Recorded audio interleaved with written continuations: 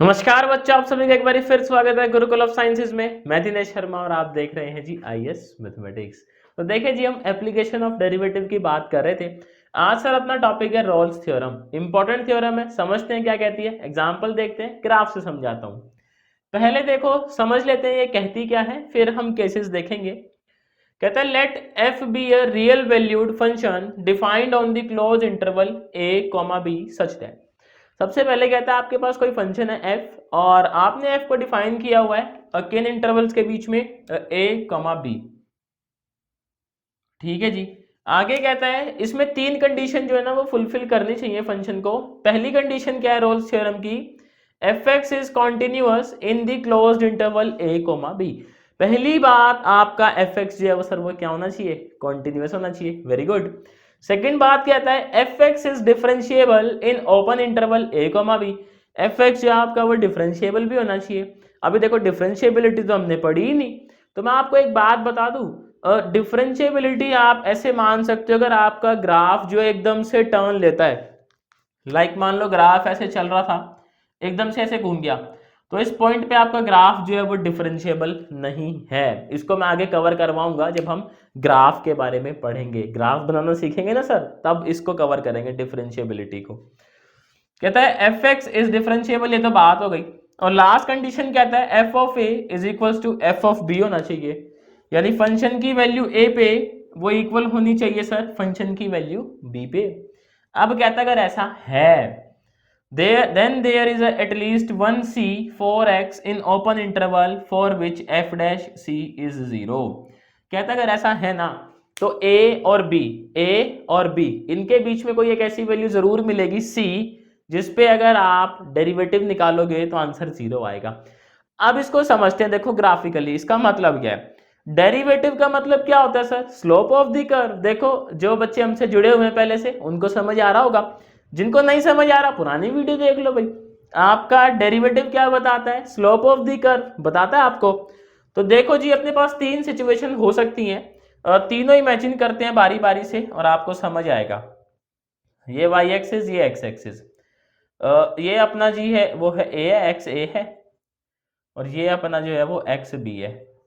और f of a f of b equal होने चाहिए। तो ए पे भी फंक्शन की वैल्यू ये है, बी पे भी फंक्शन की वैल्यू ये है। अब यहाँ पे तीन सिचुएशन पॉसिबल है। हो सकता है अपना कर्व ऐसे गया हो सकता है भाई कर्व ऐसे गया हो, या देखो दूसरी सिचुएशन क्या हो सकती है सर, तीनों पॉसिबिलिटी लेके चलते हैं हम लोग। और साथ में मैं इस चीज का ध्यान रख रहा हूं कि मेरा फंक्शन कॉन्टिन्यूअस है ए से बी के बीच में, और डिफरेंशिएबल है, मतलब कहीं भी शार्प टर्न नहीं है, कंटिन्यूअस स्मूथ कर्व है। यहां भी अगेन एक्स ए एक्स बी, तो 2 पॉइंट मार्क कर लेते हैं, ऊपर मार्क कर लेते हैं ना, थोड़ा आसानी होगी समझने में। यहां मार्क कर लेते हैं, ये दोनों इक्वल है। हो सकता है आपका ग्राफ ऐसे गया हो। और तीसरी क्या पॉसिबिलिटी है सर, हो सकता है आपका ग्राफ ऐसे हो। हम तो तीनों पॉसिबिलिटी लेके चलेंगे ना सर। ये ए हो आपका, ये बी हो सकता है ग्राफ भाई ऐसे ही गया हो। तो ये क्या कह रहा है, अगर ये पॉसिबल केस है अपने पास, यहाँ पे ये तीनों कंडीशन सेटिस्फाई है, कॉन्टिन्यूअस भी है आपका कर्व, आपका डिफरेंशिएबल भी है, और f of a f of b equal भी है। तो कहता है ए और बी के बीच में कई एक ऐसा पॉइंट मिलेगा जहां पे आपका डेरिवेटिव 0 हो जाएगा। डेरिवेटिव 0 होने का मतलब मैं पूछ लूं क्या, क्या उस पॉइंट पे स्लोप 0 होगा। देखो डेरिवेटिव से क्या पता लगता है, स्लोप ऑफ द कर्व। कह रहे हो आप डेरिवेटिव 0 हो गया यानी स्लोप 0 हो गया। सर स्लोप 0 कब होता है, जब लाइन क्या हो, एक्स एक्सिस के पैरेलल हो। Very good.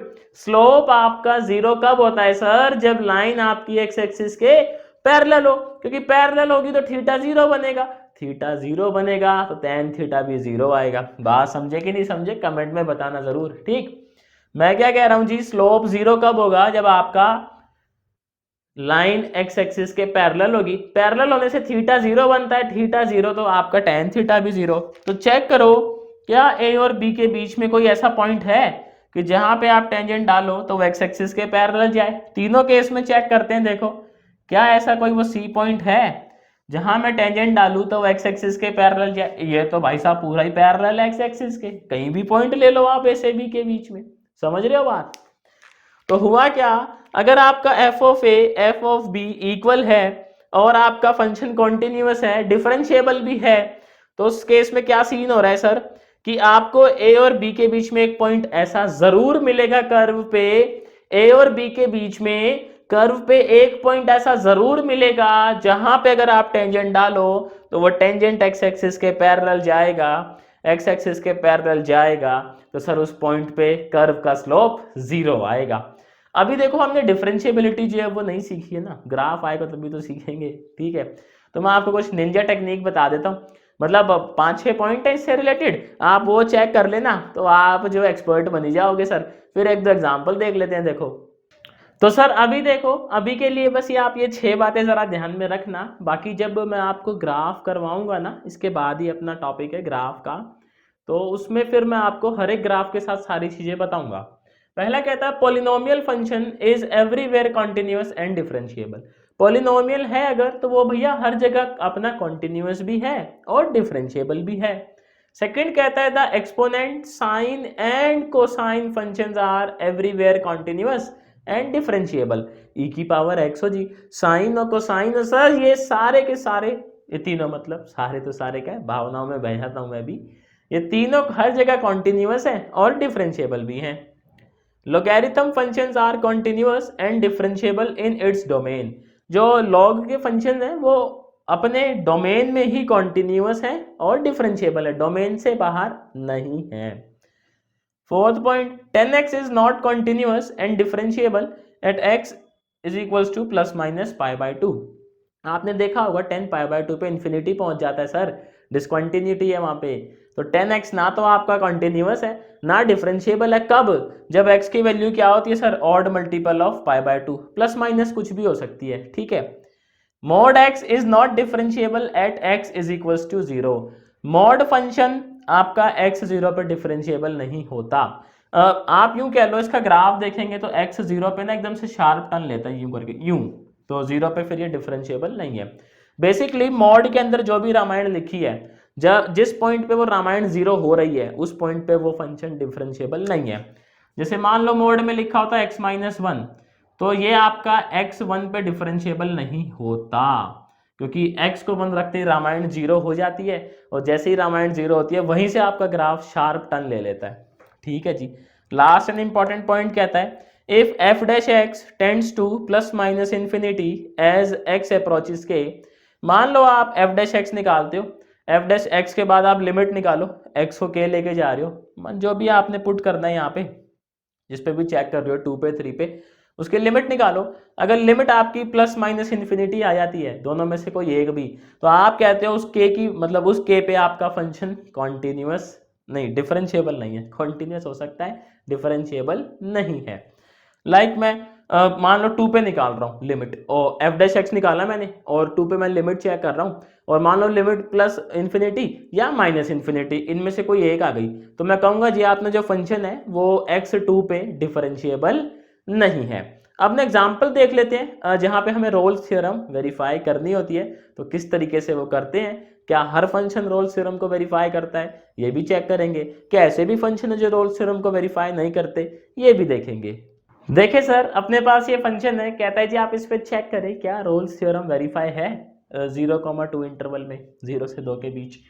तो सबसे पहले पॉलिनोमियल है, तो जी फंक्शन क्या है अपना, हर जगह कॉन्टिन्यूअस है जी। फंक्शन क्या है अपना, डिफरेंशिएबल है जी, कॉन्टिन्यूअस भी है और डिफरेंशिएबल भी है। अब हम क्या चेक करेंगे, एफ ऑफ 0 निकालेंगे क्या, पहले सर निकालेंगे हम एफ ऑफ 0। एफ ऑफ 0 कितना आएगा सर, मेरे हिसाब से तो 0 ही आ जाएगा। देखो कैसे, 0 का क्यूब माइनस 3 इंटू 0 का स्क्वायर प्लस 2 इंटू 0, और हम बन गए हीरो। F of 0 is 0। अब चेक करते हैं क्या एफ ऑफ 2 भी 0 है, क्योंकि भाई रोल्स थ्योरम के लिए एफ ऑफ ए किसके इक्वल होना चाहिए सर, एफ ऑफ बी के इक्वल होना चाहिए। वेरी गुड, तो यहां पे निकाल लूं क्या मैं एफ ऑफ बी क्या है मेरा 2 है, तो जी हो गया 2 का क्यूब माइनस 3, 2 का स्क्वायर प्लस 2, 2 का क्यूब होता है सर 8, 2 दूनी 4 तिया 12 प्लस 4। ओ भाई साहब ये तो 0 आ गया, 0 आ गया, यानी अब ये रोल्स थ्योरम वेरीफाई करेगा। रोल्स थ्योरम वेरीफाई करेगा तो सर हमें वो सी की वैल्यू निकालनी है कि वो कौन सा पॉइंट है जहां पे अगर आप टेंजेंट डाल रहे हो तो आपका स्लोप कितना हो जाता है, 0। कितना हो जाता है सर, 0। तो सबसे पहले क्या करेंगे, एफ डैश एक्स निकालेंगे। F dash x is equals to 3x square minus 6x plus 2, यही आएगा। अब क्या कर दूं मैं, एफ डैश सी निकालू, मतलब x को रिप्लेस कर देंगे किसी सी पॉइंट से जो हमें चाहिए। तो ये हो जाएगा सर 3x स्क्वायर और 3c square minus 6c plus 2, और हमें एफ डैश सी को क्या कर देना है सर, 0 कर देना है। यही तो कहती है अपनी रोल्स थ्योरम।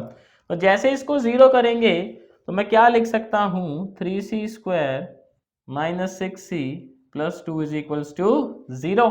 इसके रूट्स निकाल ले जरा, अल्फा बीटा। तो अल्फा बीटा क्या होता है जी, माइनस बी पहले से ही माइनस का है, plus minus under root b square यानी 36 माइनस 4ac 4, चलो मैं लिख ही देता हूँ। a कितना है आपका 3 है और c कितना है आपका 2 है, डिवाइडेड बाय 2a क्या है जी आपका 3 है। तो देखो जी अल्फा बीटा आ गए आपके प्लस 6 प्लस माइनस 36, 4 तिया 12, 12 दूनी 24 डिवाइड बाय 6। तो ये कितना आ गया जी, रूट 12 आ गया। 6 प्लस माइनस ये कितना हो गया अपना 12 हो गया और ये 6 हो गया। तो इसको मैं ऐसे लिख सकता हूँ क्या, 2 दूनी 4 और 4 तिया 12 लिख सकते हैं ऐसे। तो 2 कॉमन आ जाएगा, 2 कॉमन आ जाएगा sir, 3 plus minus root 3 divide by 6। तो ये कितना आ गया 3, कितना आ गया सर 3 आ गया। तो जी आपके पॉइंट आ गए, 2 पॉइंट है आपके पास, एक तो 3 प्लस रूट 3 डिवाइड बाय 3, और सर एक पॉइंट है आपके पास 3 माइनस रूट 3 डिवाइड बाय 3। तो ये कर्व पे ऐसे पॉइंट हैं, इनसे क्या समझ आया, ये कर्व पे ऐसे पॉइंट हैं अगर हम इन पे टेंजेंट डालें, अगर हम इन पे टेंजेंट डालें तो सर आपका टेंजेंट क्या जाएगा, एक्स एक्सिस के बिल्कुल पैरेलल जाएगा। बात आई कि नहीं आई समझ, आ गई। चलो कह रहे हो तो मान लेते हैं। अब मान लो देखो हमसे ऐसे पूछ ले कि क्या ग्रेटेस्ट इंटीजर है अपने पास और इंटरवल है अपना 0 से 2, तो क्या इस पे आपका जो है रोल्स थ्योरम वेरीफाई हो सकता है? नहीं हो सकता ना। क्यों नहीं हो सकता? क्योंकि ग्रेटेस्ट इंटीजर जो फंक्शन है क्या वो कॉन्टिन्यूअस होता है? नहीं होता जी। 0 से 1 तक तो कॉन्टिन्यूअस है, लेकिन 1 के बाद डिसकंटिन्यू।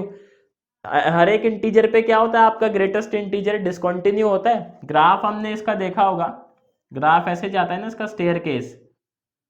तो ये क्या होता है आपका फंक्शन, हर इंटीजर वैल्यू पे डिसकंटिन्यू हो जाता है। तो ग्रेटेस्ट इंटीजर जो है आप 0 से 2 के बीच में रोल्स थ्योरम उस पर वेरीफाई नहीं कर सकते। तो उम्मीद करता हूं देखो आपने कुछ नया सीखा होगा, आज नया समझा होगा। मेरी तरफ से इतना ही था आज के लिए, शुक्रिया आप लोगों का। आपसे मिलते हैं जल्दी नेक्स्ट वीडियो में नए टॉपिक के साथ।